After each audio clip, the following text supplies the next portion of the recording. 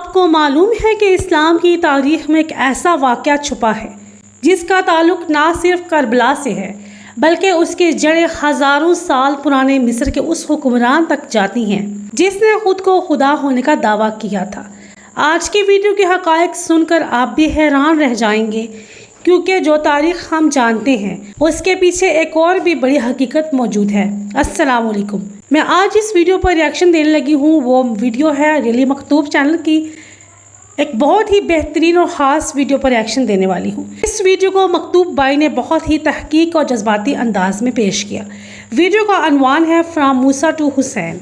सच कहूँ तो जिस तरह उन्होंने तारीख़ के इन दो बड़े वाक़यात को आपस में जोड़ा है वो बहुत ही काबिल तारीफ़ है। तो चलिए देखते हैं कि आखिर वो कौन सी हकीकत है जो अब तक हमसे छुपी हुई है।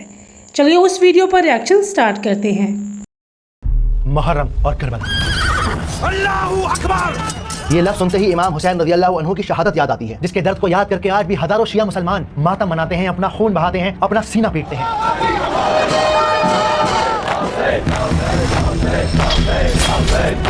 और दूसरी तरफ सुन्नी मुसलमान हैं जो इस महीने में रोजे रखते हैं, इबादत करते हैं, हजरत इमाम हुसैन रज़ियल्लाहु अन्हु की कुर्बानी को याद करके इस महीने को बड़ी सादगी के साथ गुजारते हैं। शिया और सुन्नी दोनों ही मुहर्रम के महीने को मनाते हैं, लेकिन दोनों का मुहर्रम मनाने का तरीका बिल्कुल अलग है। इमाम हुसैन के नाम से ये मुहर्रम महकता है।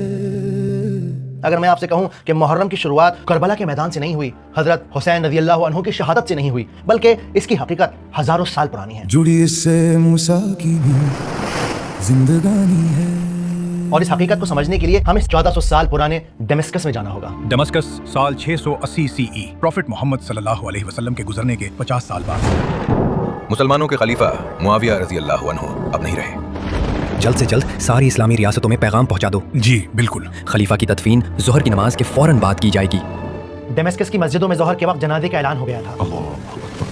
लोगों ने जनाजे की नमाज भी पढ़ ली, लेकिन हर आम और ख़ास इंसान जानता था कि हज़रत मुआविया रज़ियल्लाहु अन्हु ने अपने इंतकाल से सालों पहले ही खलीफा चुने जाने के तरीके में एक बहुत बड़ा बदलाव कर दिया था। उन्होंने अपनी जिंदगी में ही पूरे एम्पायर से अपने बेटे यजीद के हक में बैत ले ली थी, यानी लोगों को बता दिया था कि इस्लाम का अगला खलीफा मेरा बेटा यजीद होगा। इस्लामिक हिस्ट्री में पहली बार खिलाफत का फैसला ईमान और रसूलों की बुनियाद पर नहीं बल्कि खून और खानदान की बुनियाद पर हो रहा था। इसे अंग्रेजी में हेरिडिटरी सक्सेशन कहते हैं, यानी राजा का बेटा राजा बनेगा और रंग का बेटा रंग। यजीद एक ऐसा शख्स था जिसका मकसद इस्लामिक एम्पायर को आगे फैलाना नहीं था, बल्कि उसका मकसद था अपनी पावर को, अपने दबदबे को कायम रखना। और जब यजीद के खलीफा बनने का ऐलान सारे इस्लामिक स्टेट्स में हुआ, तब एक हंगामा फैल गया। मक्का से लेकर मदीना तक, शाम से लेकर इराक तक लोगों में सरगोशियां होने लगी।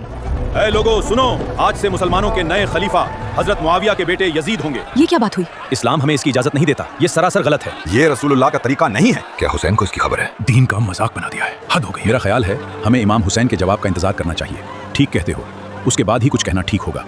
इमाम हुसैन रज़ियल्लाहु अन्हु को जब यजीद के खलीफा बनने की खबर मिली, तब उन्होंने यजीद को खलीफा मानने से सिरे से इनकार कर दिया। इमाम हुसैन इस्लाम के चौथे खलीफा हजरत अली रज़ियल्लाहु अन्हु के छोटे बेटे थे। ये वही हुसैन थे जिनके बारे में आपने फरमाया कि हसन और हुसैन इस दुनिया में मेरे दो महकते फूल हैं। ये वही हुसैन थे जिनके वजूद में आप सल्लल्लाहु अलैहि वसल्लम की झलक दिखती थी। ये वही हुसैन थे जिन्होंने कभी किसी के साथ नाइंसाफी नहीं की और ना किसी पे जुल्म होते देखकर खामोश रहे, और इसीलिए उन्होंने यजीद की खिलाफत को सिरे से नकार दिया, मना कर दिया। इमाम हुसैन रज़ियल्लाहु अन्हु के इनकार से पूरे अरेबियन पेनिनसुला में, सारी इस्लामिक स्टेट्स के अंदर एक खलबली मच गई। क्या यजीद वाकई खलीफा बनने के लायक है? मैं उसे अपना खलीफा नहीं मानता।